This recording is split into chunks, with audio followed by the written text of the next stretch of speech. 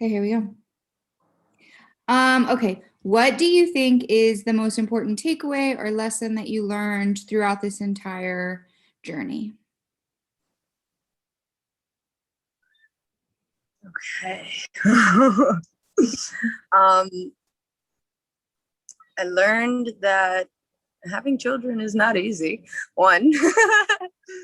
And two is they require 100% of your attention, your time, your love, which I have no problem giving that. And I learned that people say things to then just lead you into, well, mine was a nightmare. You can't trust everybody, you know? You have to take everything with a grain of salt, you know? Yeah. And I learned, I'm thankful. I don't regret anything. I don't. It's people might be shocked to hear me say that, but I don't, because what I went through was an eye opener. And if I didn't get my stuff together, I probably would have been in a casket 6 feet under right now. So I'm grateful for it. And I learned that life has its obstacles, and as long as you put your mind and your effort into something, anything is accomplishable. Nothing's impossible. That's amazing. Thank you. Yeah, no, you're right. I often tell people that I don't regret anything either, right? Like No. I made really poor decisions and I jeopardized my child's safety, and maybe for that there's always going to be that guilt and shame left over. Mhm. But I'm so grateful for the chance to be able to work on myself and learn who I am and how to parent. And I wouldn't change it for the world either. Honestly, I wouldn't either. I wouldn't. Because if I didn't go through what I went through, I wouldn't be the person who I am today. Right. Yeah. You know? I do. And it pushes me to be better every day. You know, it pushes me to, you know, when I'm depressed and I'm laying in that bed and I don't feel like getting up, or, you know, I'm having a crappy day, I look at my daughter and I did that for 2 years to have what I have right now. Yeah. They're the ultimate motivation. Yeah, definitely. Number 2, who were your biggest supporters now throughout your journey? Is there anybody you want to thank? Is there anybody? My mom, my sister, and Maura, my guide and enlightenment counselor. I still talk to her. I just talked to her the other day. I sent her pictures of Lila, and, we talked about going out to lunch together. And, I'm grateful for everybody that played a role in my case and in my journey. And if it wasn't for all of them having my back and supporting me and telling me, you can do it, when I felt, because I was at a point where I thought that nothing that I was able to do, and I was peeing in a cup for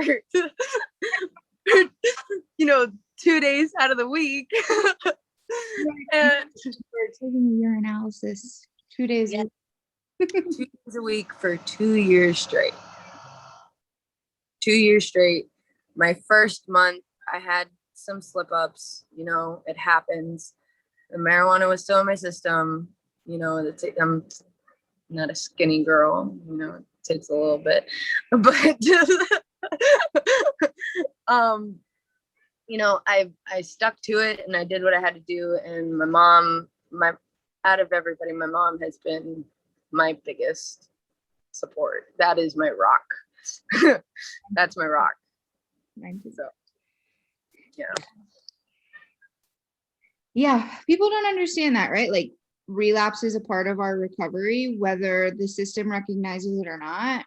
And you're also taking people who aren't at that stage who are ready to get recovery, and you're saying you have to do this and you have to do this right now or you're going to lose your rights. And so there's a process, I think, for us that's different from other people who decide to get sober, where it's like, we didn't have a say in this. You know, I mean, ultimately, yeah, we could have said, forget it, I'm going to continue to use drugs. I But was at that point. yeah, and the reality is we're not, you know, so it takes us a minute to get ready.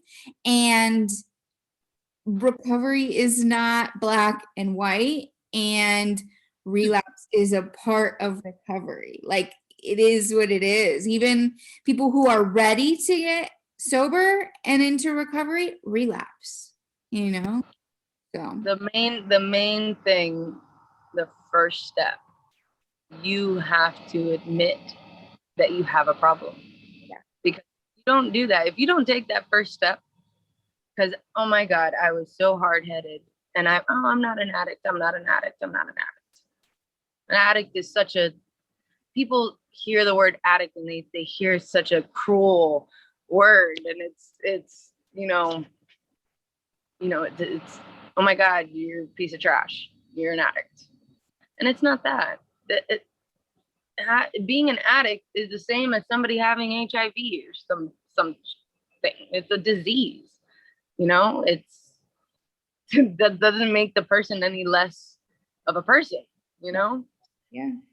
Everybody has their battles. Everybody has their opinions, and I'm all for it. But you have to admit it. You have to want to change. You could lead the horse to the water, but you can't make them drink. Right. That's my point. Yeah. Yeah. That's our stuff. Yep. Yeah. Okay. Next question. What's one thing you want everybody to know about you? I'm not perfect. I'm not perfect. Nobody is. Nobody's better. I'm not better than anybody. Nobody's better than me. We're just, I don't know, it takes a village. It takes a village.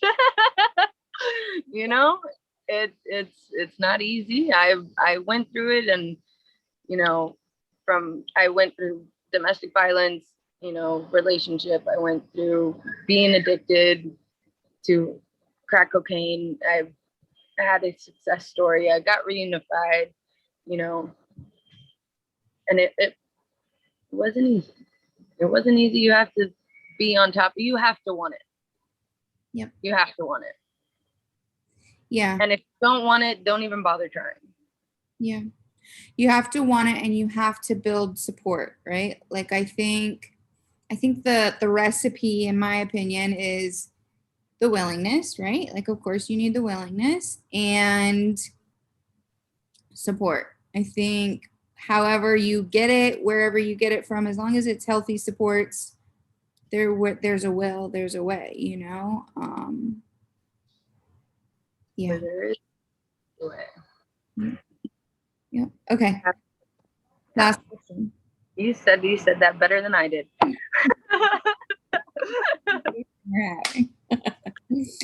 Okay. Last question. What's one thing about the child welfare system that you wish was different?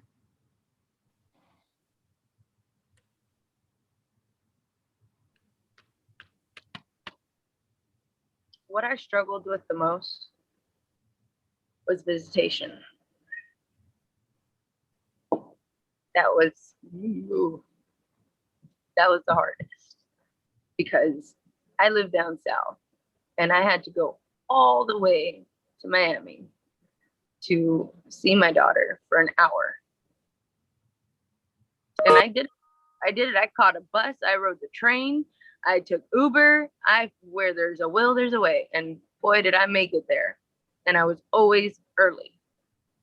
Why? Because if her dad came early, I got that little extra time on top of the hour. He would get there, sit, wait for, my case manager to come in, grab us. And then within that time, I would change her clothes, change her diaper, do her hair, feed her. I wish that they wouldn't be so harsh on visitation. Everybody makes mistakes. Now if you have, you give my, if you did something wrong, you did something wrong. But the system needs to stop treating substance abuse victims and people like if they're criminals. Mhm. They do. And honestly, I wish that would change, because people make mistakes. And if that person is really willing and really wanting to make an effort, and they're showing that they're wanting to make an effort, lighten up on the visitation. Yeah, no, we're considered the offending parent when we go to court. We're the offending parent in the Mhm. eyes of the court, and that's something that really I like very much. In that courtroom, I told my case, girl, I'm not the one to mess with in court. I will get up and I will talk back to you. Yeah, Don't you'll advocate for yourself. Don't get it twisted. I'm sweet, I'm nice. Don't cross that side. If you're treat others how you want to be treated. If you're not gonna want somebody to say something to you that's gonna offend you, don't do it to somebody else. You don't know what that person's going through. They could be so depressed, and it just takes that one sliver for somebody to say, hey, you're not worth anything.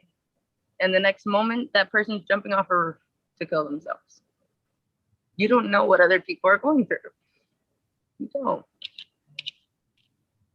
Sorry, I got emotional. No, this is emotional. And it's very fresh for you, and it's just happened, and it's your life, and it's real. And thank you for joining me. Yes. And congratulations on your reunification. Thank you. You as well.